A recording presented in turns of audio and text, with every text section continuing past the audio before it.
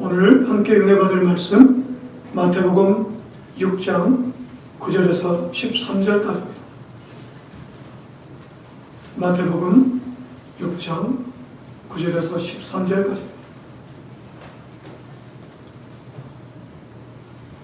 함께 합독합니다. 시작. 그러므로 너희는 이렇게 기도하라. 하늘에 계신 우리 아버지여, 이름이 거룩히 여김을 받으시오며 나라가 임하시오며 뜻이 하늘에서 이루어진 것 같이 땅에서도 이루어지이다. 오늘 우리에게 일용할 양식을 주시옵고 우리가 우리에게 죄 지은 자를 사하여 준 것 같이 우리 죄를 사하여 주시옵고 우리를 시험에 들게 하지 마시옵고 다만 악에서 구하시옵소서. 나라와 권세와 영광이 아버지께 영원히 있사옵나이다. 아멘. 이래교회 성도님들과 함께 말씀을 나누게 되어서 참으로 기쁘게 하려 없습니다.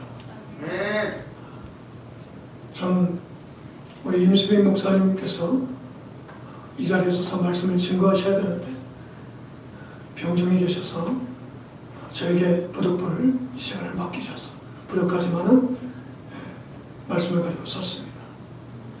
제 목소리가 이렇게 약한 이유는 제가 이제 위암 수술을 하고 항암이 끝난 지가 얼마 안 됐기 때문에 배에 힘이 좀 없어서 목소리가 이렇게 힘이 없는 것을 양해해 주시기 바랍니다. 지난주간부터 저희 교회에서는 기도에 관한 말씀을 나누고 있습니다. 기도 시리즈에 대해서 6주간에 걸쳐 말씀을 나누고 있는데 저번 주간이 첫 주간이었습니다. 그래서 잠깐 저번 주간에 나눴던 말씀을 요약해서 말씀을 드리자면 기도는 굉장히 힘들고 어렵습니다. 기도처럼 어려운 것이 없어요. 그런데 그 어려운 기도를 우리는 반드시 해야 되는 것이죠. 기도를 어렵지만 해야 되는 이유를 신명기 4장 7절 말씀을 통해서 지난주에 우리가 살펴봤는데 그 이유는 기도는 하나님과 소통하는 방식이다. 하나님과 소통할 뿐만 아니라 하나님과 친밀해지게 하는 하나님이 우리에게 베푸신 기도의 방식이다. 소통의 방식이다. 근데 이 소통의 방식은 아무나 할 수 있는 게 아니에요. 누구에게나 다 허락하신 기도의 방식이지만 아무나 기도할 수 없다는 것을 잠언 28장 9절 말씀을 통해서 우리가 은혜를 나눴습니다. 잠언 28장 9절의 말씀 보면은 하나님의 법, 하나님의 그 진리, 그 말씀대로 살아가는 사람만이 기도할 수 있는 자격을 갖게 된다 라는 말씀을 나눴습니다. 또 12가지 상황 속에서 우리가 기도할 수 있는데 그 12가지 상황이라는 것은 하나님의 뜻을 알기 위해서 우리가 기도할 수 있다. 두 번째는 원수를 사랑하고 우리를 박해하는 사람들을 위해서 기도해야 된다. 세 번째는 시험에 빠지지 않기 위해서 우리가 기도할 수 있다. 네 번째는 성령 충만을 위해서 우리가 기도해야 된다. 다섯 번째는 회개하고 제사함 받기 위해서 우리가 기도할 수 있는 자격을 부여받았다. 그 다음에 여섯 번째는 성령의 은사를 통해서 교회 공동체의 덕을 세우기 위해서 기도할 수 있도록 하나님께서 그런 소통 방식을 주셨다. 일곱 번째는 분별력이 향상되어져서 진실함과 정결함으로 덧입히기 위해서 기도해야 된다. 여덟 번째는 우리의 삶 자체가, 우리 존재 자체가 복음이 되어야 되기 때문에 우리가 기도해야 된다. 아홉 번째는 고난의 위기가 기회가 되게 하기 위해서 우리가 기도해야 된다. 열 번째는 질병에서 치유받기 위해서 우리가 기도해야 된다. 또 11번째는 하나님의 뜻을 기뻐하고 그 뜻을 행할 수 있도록 그 힘을 얻기 위해서 우리가 기도해야 된다. 마지막 12번째는 초자연적인 하나님의 개입하심과 그 역사를 위해서 우리가 기도할 필요가 있다. 그래서 12가지 상황에 대해서 우리가 살펴봤는데, 오늘은 이제 본격적으로 주님께서 가르쳐 주신 기도로 들어가는 시간입니다. 그래서 오늘 이 자리에 모인 모든 성도님들이 주님이 가르치신 그 기도를 통해서 기도가 무엇인지, 무엇 때문에 우리에게 기도하라고 하신 것인지, 다시 말해 기도의 목적이 무엇인지, 또 우리가 어떻게 기도할 것인지를 배워가는 복된 시간이 되기를 간절히 소원합니다. 먼저 우리가 기억해야 될 것이, 기도함에 있어서 반드시 유지하고 있어야 될 자세와 방향 3가지가 있습니다. 그러니까 기도한다 해서 다 기도가 아니라는 것이죠. 기도하기 위해서는 기도의 방향성을 잘 갖고 있어야 된다는 것입니다. 그 기도의 자세가 갖춰져 있어야 되는데, 첫 번째 우리가 유념해야 될 것, 반드시 기억하고 있어야 될 것 한 가지는, 기도는 하나님의 뜻을 실현케 하는, 하나님의 뜻이 실현케 되어지는 그런 과정을 기도를 통해서 이루어진다는 것인데, 하나님의 뜻이 실현된다는 것이 뭘까요? 하나님의 나라가 이 땅 가운데 실현된다는 것입니다. 그러니까 하나님의 나라가 이 땅 가운데 실현되어지도록 하기 위해서 기도하라고 말씀하시는 것입니다.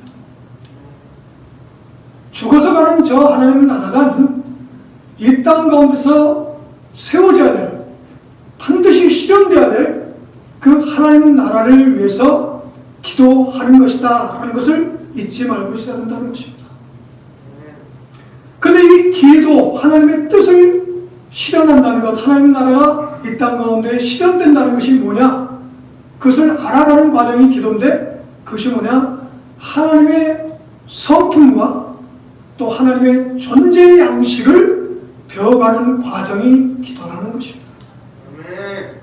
기도를 통하지 않고서는 하나님의 성품을 배워가고 또 하나님의 존재 양식을 배워가는 그 동력을 얻을 수 없다는 것입니다.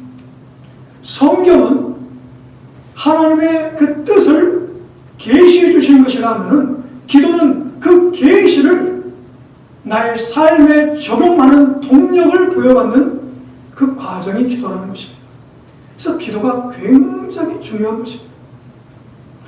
또 하나는, 기도는 그렇게 기도함으로 깨달아지는 하나님의 성품과 그 존재 양식을 배워가는 과정을 통해서 성령님의 다루심을 받는 거예요.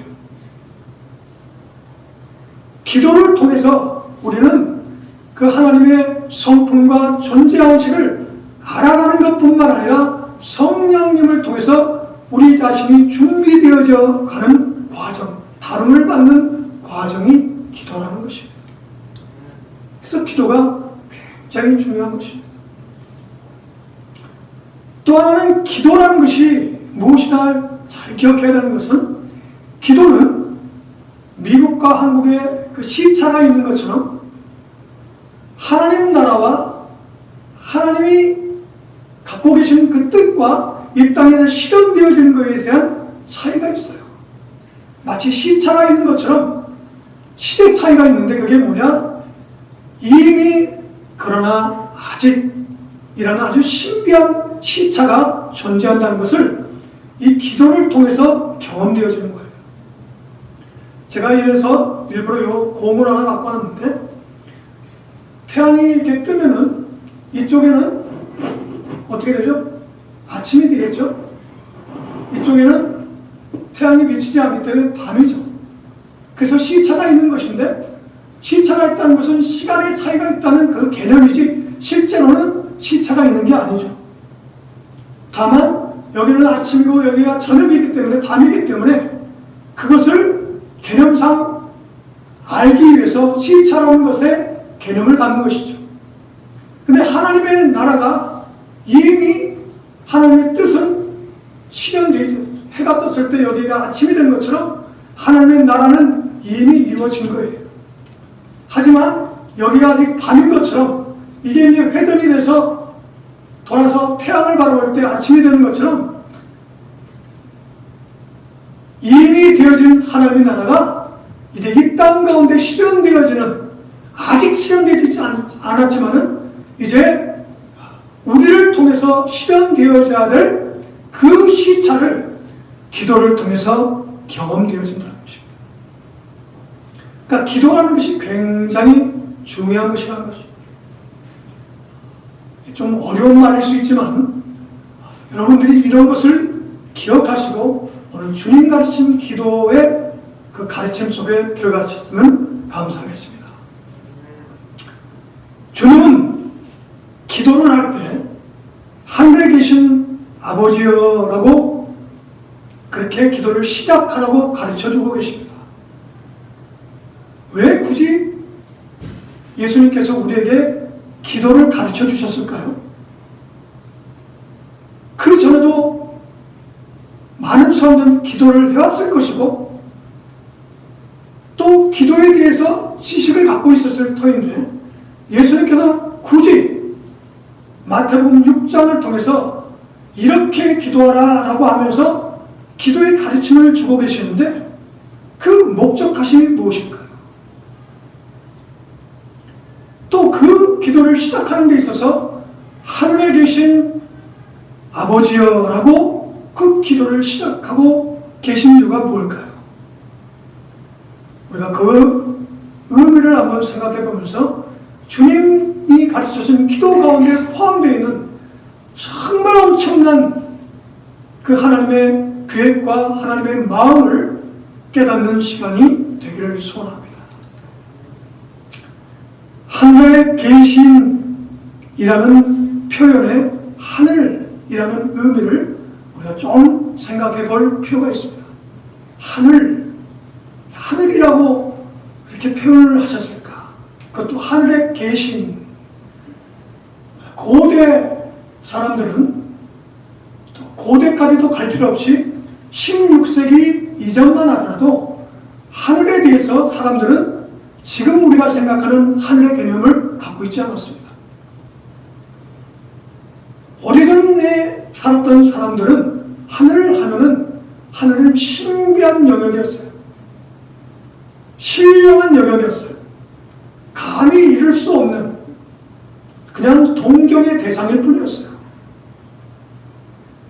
특히 밤 하늘을 쳐다보면 하늘에 떠있는 무수한 별들, 또 해와 달, 이 모든 행성들을 보면서 정말 하늘은 신령한 곳이구나.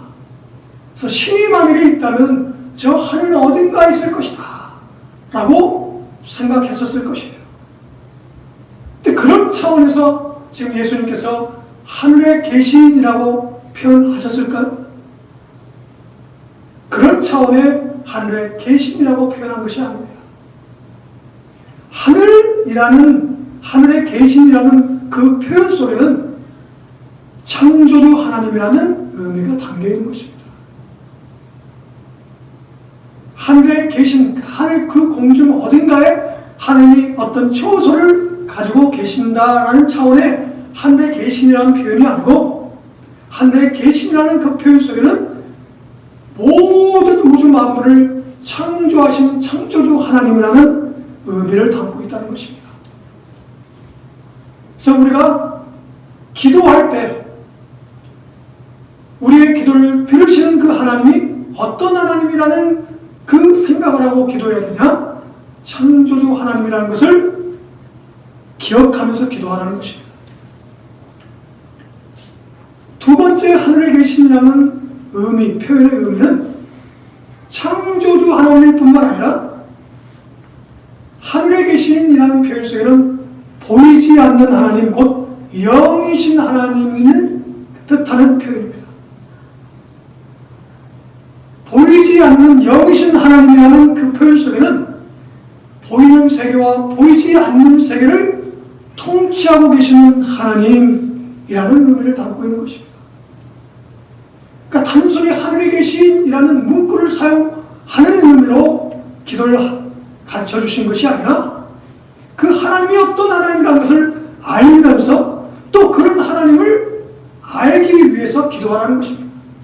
그래서 우리는 기도를 통해서 창조주 하나님을 경험할 수 있고 또 기도하는 과정을 통해서 보이지 않는 세계와 보이는 세계를 통치하고 계시는 그 하나님을 경험하게 되어진다는 것입니다. 그래서 우리가 기도해야 되는 이유가 거기 있는 것이죠. 그래서 예수님께서 우리에게 기도를 가르쳐 주시면서 기도할 때 기도에 너희의 기도를 듣고 계시는 그분은 창조주 하나님이요 보이는 세계와 보이지 않는 세계를 통치하시는 하나님이라는 것을 깨닫기 위해서 기도하라는 것입니다. 자, 우리가 그 두 가지를 먼저 말씀을 통해서 한번 보겠습니다. 이사야서 66장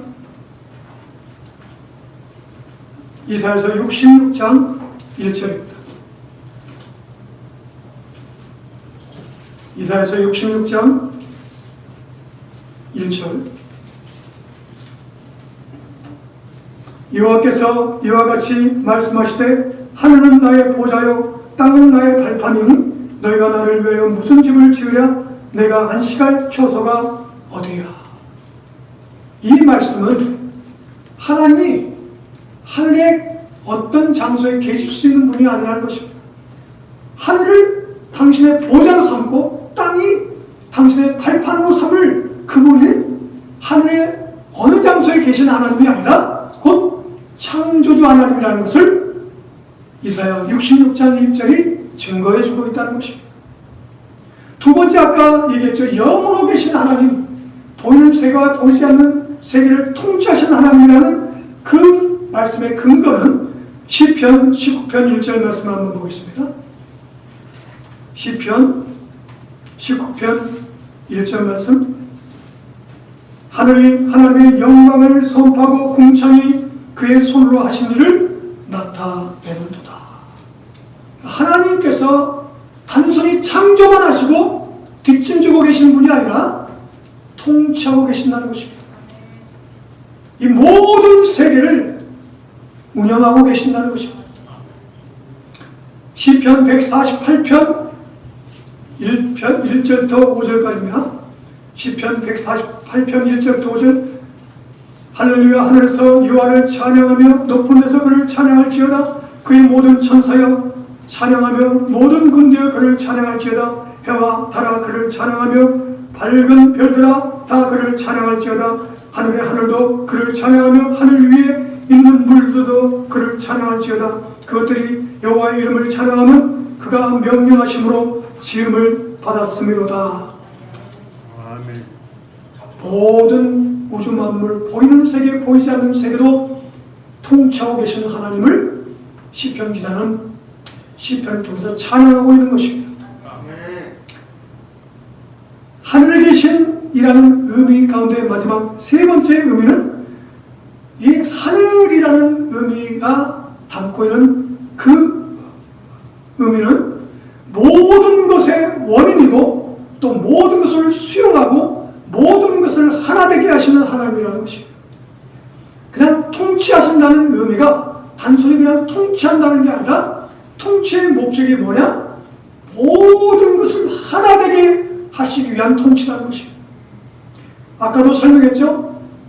자, 이 지구가 이렇게 둥글게 생겼습니다. 근데 지구만 둥근 게 아니고 태양도, 달도, 또 태양계 전체도 다 이 구의 모양으로 만들어졌어요. 신기하지 않습니까? 근데 왜 이런 공의 형태, 구의 모습으로 이렇게 만들어졌을까요? 많은 과학자들이 이런 것들을 설명합니다. 어떤 과학자들은 공간의 밀도 차이 때문에 원심력과 구심력이 이렇게 생겨나서 그래서 공 모양이 됐다라고 얘기하는 사람이 있고, 또 공간의 밀도 차이 때문에 중력이 생겨서 중력으로 인한 그 힘 때문에 모든 행성들이 공 모양을 갖게 됐다라고 설명합니다. 근데 그 정도밖에는 설명을 못해요. 중력이 왜 생기는 것인지 아무리 위대한 과학자, 물리학자도 설명을 못해요. 근데 성경은 설명해주고 있어요. 그 끌어당기는 힘, 중력이 뭘까요? 그게 하나님의 성품 속성입니다. 아가페와 로고스의 그 힘이 모든 것을 끌어당기는 힘이에요. 근원이라는 것입니다. 그래서 이 모든 것들은 이렇게 곰 모양을 갖고 있는데 이 곰 모양을 자세히 한번 살펴보세요. 이게 정말 신기한 모습인 거예요. 자, 이 곰 모양이라면 시작과 끝을 얘기할 수 있습니까? 직선적 사고에서는 시작과 끝이 있어요. 시작이 어디라면 끝은 한없는 여간 저쪽에 있는 거예요. 그런데 이 구 모양에서 시작과 끝을 얘기하면 어떻게 될까요? 시작이 끝이에요. 이 시작이 끝이라는 거예요. 다른 말로 시작이 없고 끝이 없다는 거예요. 그래서 예수님이 나는 알파와 오메가요 처음이요 나중이라는 그 말이 뭐냐면 이게 구에 대해서 이 원모양에 대한 예수님의 설명인 것입니다. 하나님은 모든 것을 하나 되게 하시는 분이에요. 하나님의 세계에서는 높고 낮음이 없습니다. 잘 이해하십시오. 이 구 모양에서는 높은 데가 따로 있고 낮은 데가 따로 있고 그렇지가 않습니다. 여기가 높은데 돌아가면 어떻게 해요? 여기 낮은 곳이에요. 높은 곳이 낮은 곳이고 낮은 곳이 높은 곳이에요. 어렵죠? 근데 어려울 게 하나도 없는 것이 이것이 하나님의 성품이요 하나님의 존재 양식인 것입니다. 하늘에 계신이라는 의미 속에는 그래서 창조주 하나님이라는 것 또 모든 것을 통치하시는 하나님뿐만 아니라 모든 것을 하나 되게 하신다는 거예요. 이 원이라는 것은 하나 공부하는 것은 모든 것을 수용한다는 것입니다.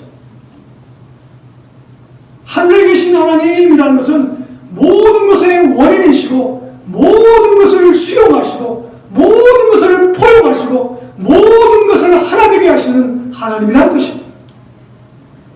그래서 그 하나님을 경험하기 위해서 우리가 기도해야 된다는 것입니다. 기도를 통해서 우리는 그 하나님을 경험할 수 있다는 것입니다. 성경을 통해서 우리가 깨달아 하는 것도 있지만 기도의 그 과정을 통해서 그분을 경험할 수 있다는 것입니다. 그 창조주 하나님, 통치하신 하나님, 하나 되게 하신 하나님과 하나 되어질 수 있게 된다는 것입니다. 얼마나 놀라운 사랑입니까? 감당할 수 없는 은혜인 것입니다. 그래서 기도할 수 있도록 하신 그 은혜만큼 더 큰 은혜가 없어요. 기도라는 것은 또 하나의 의미를 찾아본다면 십자가를 예수님이 지심으로 인류의 구원을 완성하셨다고 말씀하시죠? 그러나 그것은 하나님의 몫이에요.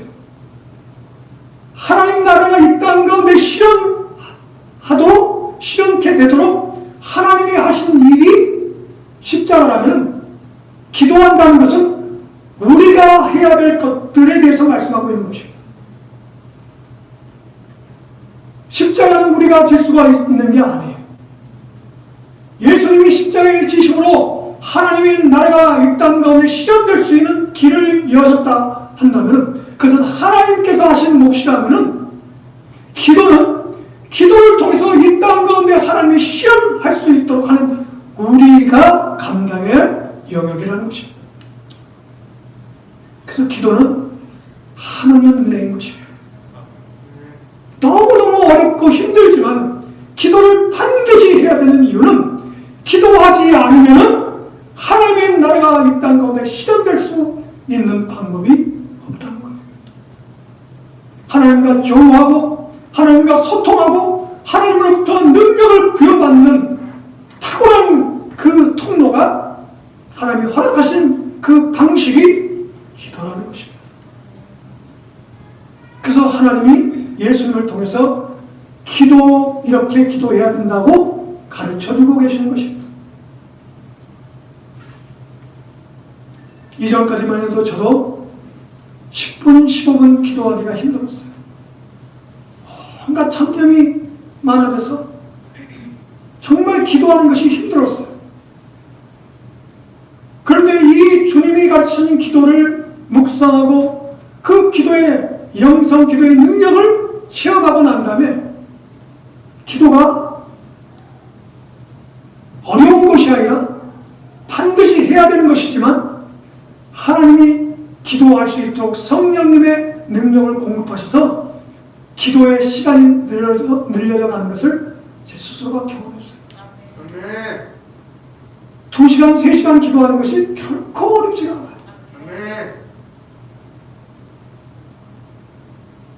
여러분들에게 이 은혜가 임하기를 간절히 소원합니다.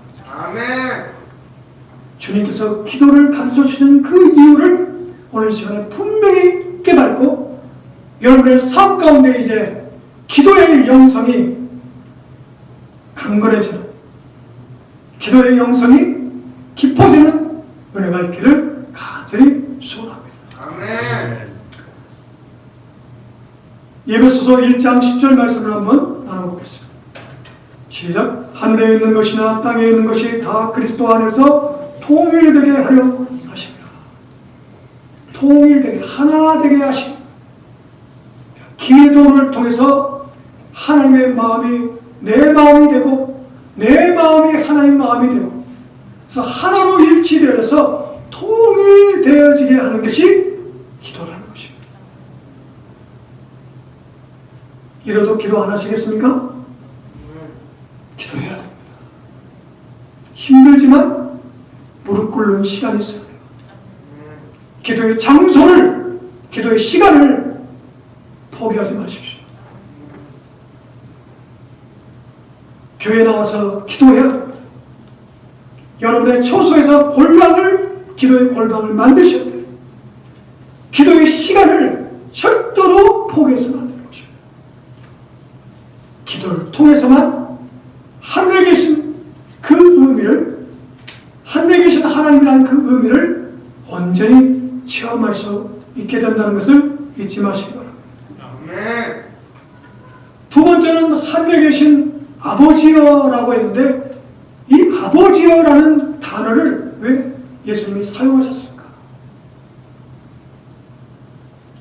구약시대 때 하나님을 아버지라고 부를 수 있는 사람은 거의 없다고 해도 과언이 아니에요.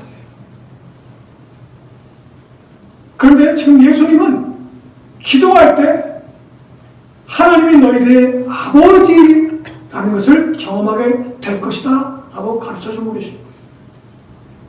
기도를 하게 되면 창조주 하나님, 모든 것을 통치하신 하나님, 또 모든 것을 하나님이 하시는 하나님으로만 끝나는 것이 아니라 그 하나님이 어떤 하나님이라고요? 나의 아버지라는 것을 경험하게 된다는 것입니다. 놀랍지 않습니까? 하나님을 아버지로 경험하고 계십니까? 하나님을 아버지로 경험한 사람과 하나님이 그냥 높으신 하늘에 계신 하나님, 그런 하나님으로 경험한 사람과는 삶이 달라요. 같을 수가 없습니다. 자, 우리 한번 볼까요? 로마서 8장 15절, 16절. 시작. 너희는 다시 무소하는 종의 영을 받지 아니하고 양자의 영을 받았으므로 우리가 아빠 아버지라고 부르짖느니라. 성령이 친히 우리의 영과 도로 우리가 하나님의 자연인 것을 증언하시다. 기도를 통해서 아빠 아버지가 되는 그 하나님을 경험하는 거예요. 다른 방법이 없어요. 양자의 영을 예수 그리스도로 말미암아 우리에게 허락하셨어요. 그래서 우리가 예수 그리스도를 나의 구주로 영접하는 그 과정을 통해서 양자의 영이 우리 안의 역사에서 그 정신을 갖게 돼서 하나님을 아버지로 부를 수 있게 된다는 것입니다. 그런 관계로 회복되어진다는 것입니다. 주종관계로서의 하나님이 아니에요. 종의 영을 가진 사람으로서 기도하는 게 아니라는 것입니다.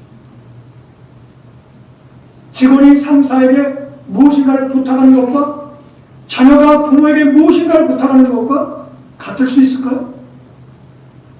당연히 다른 것입니다.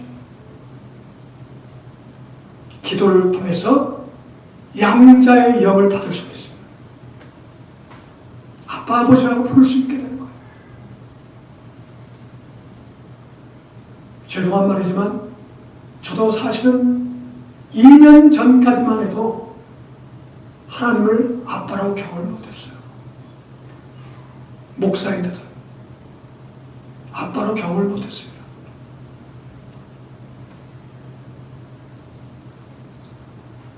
물론 여러분들은 저보다 믿음이 더 좋으신 분들이기 때문에 하나님을 아빠로 경험한 줄 믿습니다. 근데 아빠로 경험해보니까 기도의 내용이 틀려져요. 기도의 자세가 틀려져요. 기도를 통해서 느껴지는 그 하나님이 달라져요. 우리에게 이미 양자의 영을 허락하셨습니다. 그래서 기도를 통해서 그 양자의 영으로 충만해지면 하나님이 아빠, 아버지로 경험되어지는 것입니다. 아버지라고 부르라고 주님께서 가르쳐 주시는 그 의미 속에 또 뭐가 있냐? 아버지로 경험된 하나님의 마음을 알게 돼서 하나님의 마음과 일치되어지는 것으로의 아버지라는 의미입니다. 그냥 호칭만 아버지라고 부르게 하는 게 아니라 아버지의 양자의 영을 통해서 아버지라고 부르는 과정을 통해서 뭐라고요? 하나님 마음과 일치되어지는 거예요. 하나님 마음이 느껴지는 거예요. 저 사람을 향한 하나님의 마음이 무엇인지, 이 나라를 향한 하나님이 무엇인지, 이 교회를 향하신 하나님의 마음이 무엇인지를 알게 되어진다는 것입니다. 이게 신비예요. 조금 전에 제가 말씀드렸죠. 예전엔 제가 그걸 몰랐어요. 근데 요즘에는 엎드려 기도하면 하나님의 마음이 조금씩 느껴져요. 우리 성도들을 위해서 기도하며 그 성도들이 가지고 있는 그 아픔과 슬픔과 번민과 탄식, 이게 조금씩 느껴져요. 그러니까 기도가 달라져요. 예전에는 그냥 우리 성도들 주여 잘되게 해주세요, 사업 잘되게 해주세요, 피상적으로 기도했다면 지금의 기도는 그들의 마음이 그냥 가슴에 사무쳐 오니까 그냥 눈물이 나는 거예요. 주님, 그 성도가 이래 아파하는군요. 이거 때문에 참으로 가슴 아파하는군요. 이게 느껴지니까 그냥 눈물이 나는 거예요. 그게 알아지는 사람의 마음 상태인 것입니다. 기도가 그것을 가능하게 한다는 것입니다. 하나님의 마음이 느껴지는 거예요. 하나님의 마음이 느껴지기 시작하면 다른 사람의 마음이 느껴지기 시작해요. 공감되어지는 거예요. 담임 목사님 마음이, 예교의 담임 목사님 마음이 여러분들 느껴지십니까? 느껴지셔야 돼요, 사실은. 100%는 아니더라도 어느 정도 공감이 돼야 되는 거예요. 그게 공동체 아니겠습니까? 담임 목사님 마음과 여러분들의 마음이 따로따로 있다는 건 하나 된 것이 아니죠. 근데 기도가 그것을 가능케 한다는 것입니다. 공감하기 위해서 기도해야 되는 거예요. 하나 되기 위해서 기도해야 되는 것입니다. 아버지여라는 단어 속에는 그것이 포함되어 있는 거예요. 자녀와 아버지와 자녀 마음은 어떻게 돼요? 닮아 있지 않습니까?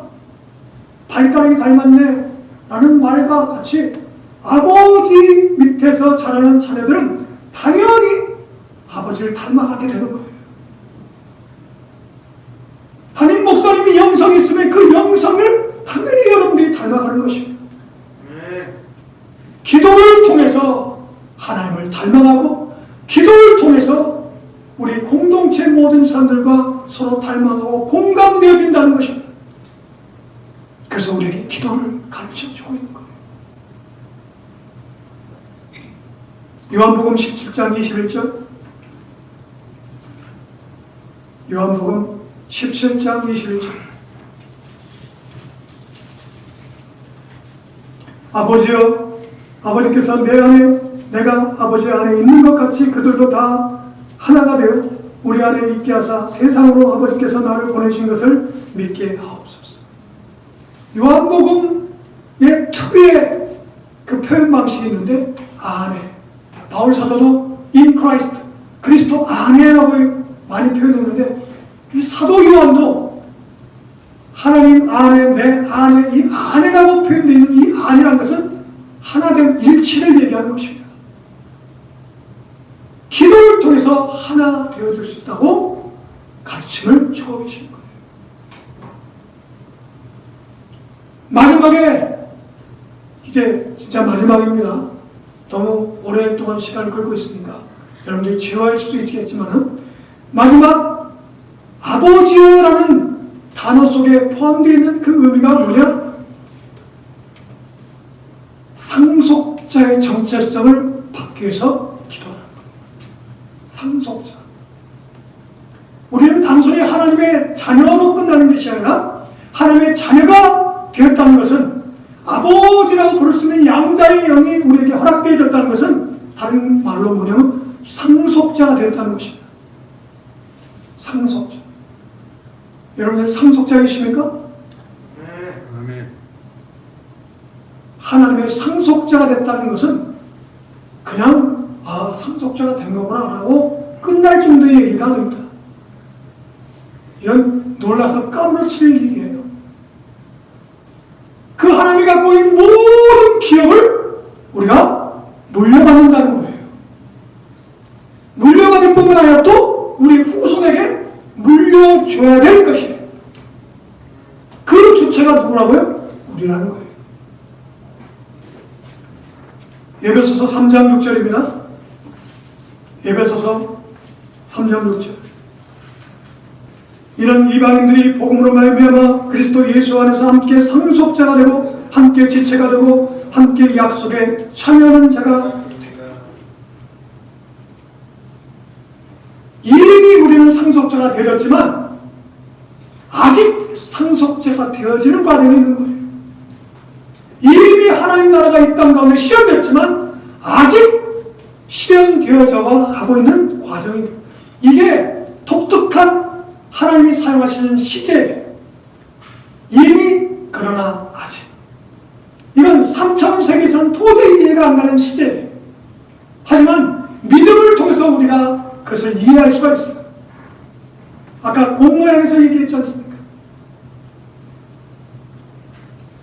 이미 우리는 하나님이 우리 아버지가 됐어요. 이미 우리는 하나님 안에서 상속자가 되었어요. 이미 우리는 하나님의 마음과 일치되었어요. 그러나 아직 태양이 이쪽에 떠서 여기는 날이지만 여기는 저녁인 것처럼 밤인 것처럼 이제 이것이 돌아서 태양을 바라볼 때 그것이 아침이 되어지는 것처럼 이미 하나님 나라는 이 땅 가운데 실현됐지만 아직 실현되어지고 있고, 하나님은 우리의 아버지 되시지만 아직 아버지 되어지는 과정이 있는 것이고, 이미 우리는 상속자가 되었지만 아직 상속자가 되어지는 과정이 있다는 것입니다. 그렇기 때문에 기도가 그 시제 차이를 메꿔주는 일치되게 하는 소통 방식이라는 거예요.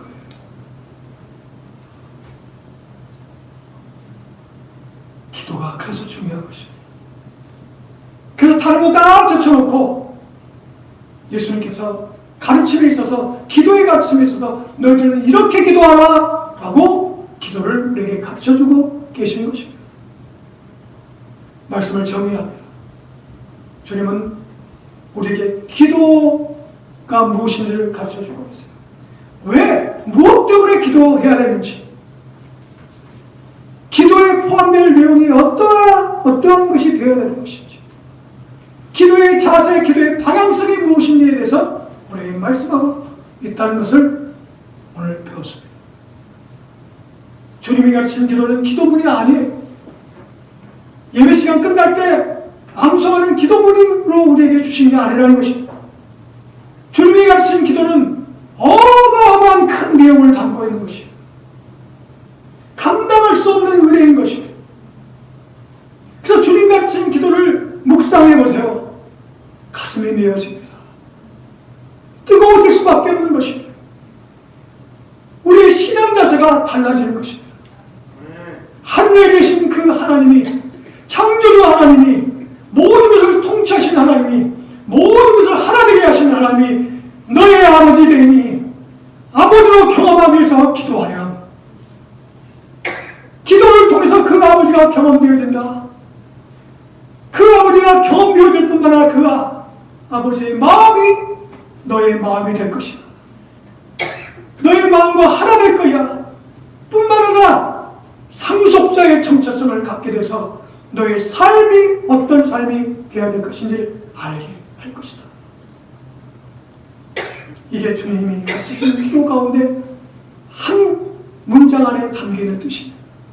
그렇다면 이제 그 후에 있을 그 기도문은 어마어마한 의미를 담고 있지 않겠습니까? 놀라운 그 내용들을 담고 있어요. 그 다음 내용들은 우리 임수미 목사님께 우리 이래교회 성도님들은 배워가시면 될 것이고, 사람 여러분, 기도는 어렵습니다. 기도는 힘이 듭니다. 하지만 그걸 극복해야 됩니다. 그걸 이겨내고 기도의 자리 속에서 그 기도의 시간을 묵묵히 견디다 보면 나도 모르는 사이에 기도가 되어지는 은혜를 경험하게 될 것입니다. 그런 그 기도가 되어지는 과정에서 여러분들 꼭 기억하십시오. 주님이 가르쳐준 기도를 기억하십시오. 내가 드리는 기도를 들으시는 그 하나님이 어떤 하나님이라는 것을 기억하면서 기도하시기 바랍니다. 그분을 경험하기 위해서 기도하시기 바랍니다. 그 문구에 담겨있는 그 엄청난 의미를 정말 나의 삶에서 체험하기 위해서 기도하시는 여러분들 되시기를 간절히 소원합니다. 아멘. 기도합니다.